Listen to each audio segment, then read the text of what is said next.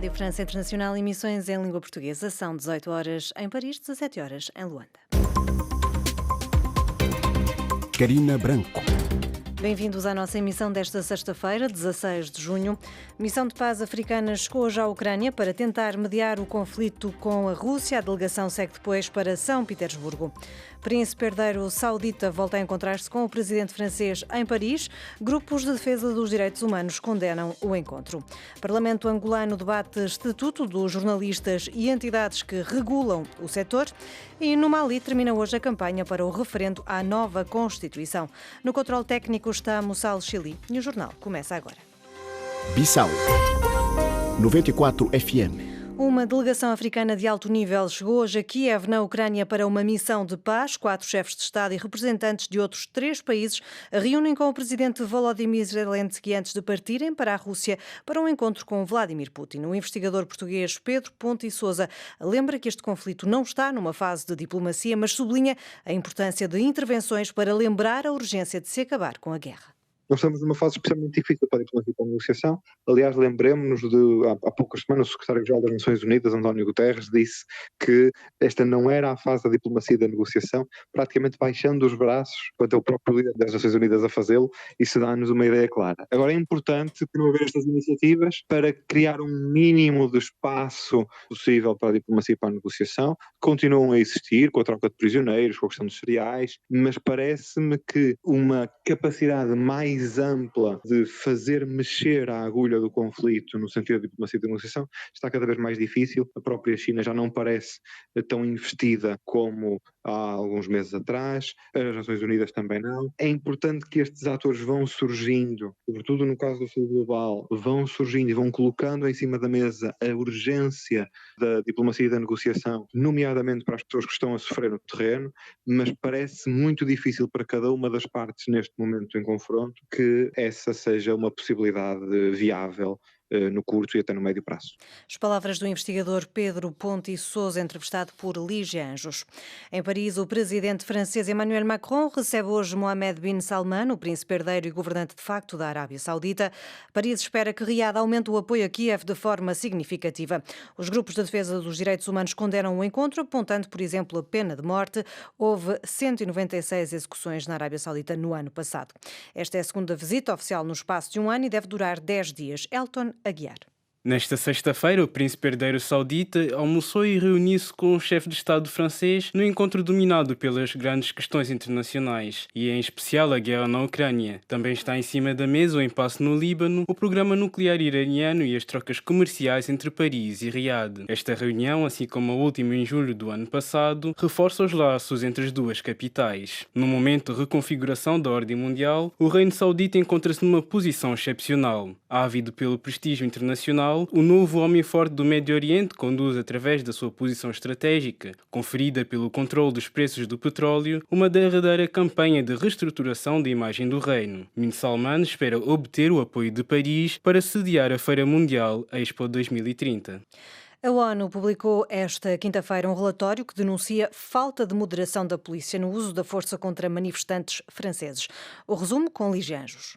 Os especialistas condenam o recurso à brigada de repressão de ação violenta motorizada, ao uso de granadas ou até mesmo ao disparo de balas de defesa, conhecido como LBD, justificando que a França é o único país europeu a recorrer a estes instrumentos para manter a ordem em protestos de rua. Por outro lado, o relatório aponta ainda atos de violência cometidos por manifestantes contra membros das forças de segurança francesas, acrescentando que tanto o número de feridos registados como a gravidade da violência denunciada são alarmantes. Esta não é a primeira vez que as Nações Unidas pedem à França para que as autoridades respeitem as obrigações e as normas internacionais para proteger as manifestações pacíficas. A última vez aconteceu em 2019, durante as manifestações dos coletes amarelos. Bissau 94 FM. Na Guiné-Bissau, o novo representante do secretário-geral da ONU para a África Ocidental e Sahel, o moçambicano Leonardo Simão, apresentou-se hoje ao presidente guineense. Mais pormenores com Moussa Baldé. O antigo chefe da diplomacia moçambicano disse ter aproveitado um encontro que, para além da apresentação formal a Umar Sissoko Embalo, para felicitar o povo guineense pela forma ordeira como decorreram as eleições do passado dia 4 de junho. As minhas felicitações pela maneira exemplar com que as eleições legislativas decorreram na Guiné-Bissau. É um exemplo para a região, mas também é um exemplo para o nosso continente de que as eleições podem ser bem organizadas e podem correr bem e não serem um novo foco de conflito. No cargo de representante do secretário-geral das Nações Unidas para a África Ocidental e Sahel, Leonardo Simão disse ter aproveitado também o encontro com Umar Sissoko Embalo para reforçar a disponibilidade da ONU em continuar a trabalhar com a Guiné-Bissau no seu processo de desenvolvimento político, social e econômico. Leonardo Simão é representante do secretário-geral das Nações Unidas para a África Ocidental e Sahel desde maio para um período de 3 anos. Tem a sede em Dakar, no Senegal. Moussa Baldé-Bissau, RFI. Em Angola, a liberdade de imprensa volta a estar no centro das atenções. Desde ontem decorrem discussões preliminares no Parlamento em torno do Estatuto dos Jornalistas e das entidades que regulam o setor. Avelino Miguel. A problemática da liberdade de imprensa em Angola volta a ser notícia, com o início das discussões da revisão do Estatuto do Jornalista e da Lei da Alta Autoridade Reguladora da Comunicação Social na Assembleia Nacional. As emendas no Estatuto do Jornalista, das incompatibilidades no exercício da profissão, ferem a ética do jornalismo ao permitirem que dirigentes políticos de cargos públicos e responsáveis de gabinetes de comunicação e imagem de organismos públicos e privados sejam habilitados a exercerem atividade jornalística.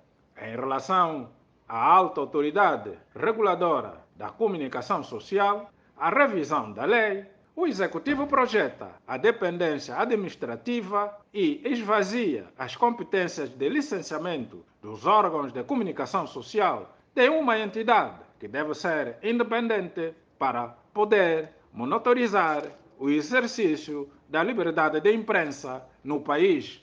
O Sindicato dos Jornalistas Angolanos e o MINS Angola, no seu comunicado de imprensa, apelam os deputados para não avançarem com as emendas propostas. Avelino Miguel, Luanda, RFI. No Mali termina hoje a campanha para o referendo à nova Constituição. 8.400.000 eleitores são esperados nas urnas este domingo. Para as autoridades de transição é uma etapa antes do regresso à ordem constitucional previsto para fevereiro do próximo ano, mas a nova Constituição reforça os poderes do presidente e a oposição apela à resistência e teme que se esteja a caminhar para uma ditadura militar. Liliana Henriques. Nos seus aspectos teoricamente mais consensuais, o projeto de nova Constituição propõe a criação de um Senado, de um Tribunal de Contas e de coletividades territoriais descentralizadas. Nos seus princípios gerais, o projeto consagra a igualdade, as liberdades fundamentais dos cidadãos e o caráter laico do Estado maliano. Um último aspecto que não recolhe o acordo das franjas mais religiosas da sociedade. Também um pouco mais controversa é a proposta de alterar o sistema político maliano, que até agora tem sido um regime semipresidencialista. Na proposta de nova Constituição, aumentam-se consideravelmente os poderes do presidente, que passa a ser quem define a política da nação e não o primeiro-ministro. Embora o chefe de Estado, eleito por 5 anos por um mandato renovável apenas uma segunda vez, possa ser destituído pela Assembleia Nacional por alta traição, ele pode, por sua vez, dissolver o Parlamento. Entretanto, no norte do país, palco de violências constantes, a votação não poderá ser organizada e o projeto de nova Constituição não recolhe o acordo dos antigos rebeldes que controlam a região. Com efeito, a proposta não toma em consideração as disposições do Acordo de Argel assinado em 2015, que define o processo de paz entre Bamako e os separatistas do Norte. De notar que o Mali pediu esta sexta-feira a retirada imediata da missão da ONU do país. E ao ponto final, neste noticiário, continue connosco para a segunda parte da nossa emissão.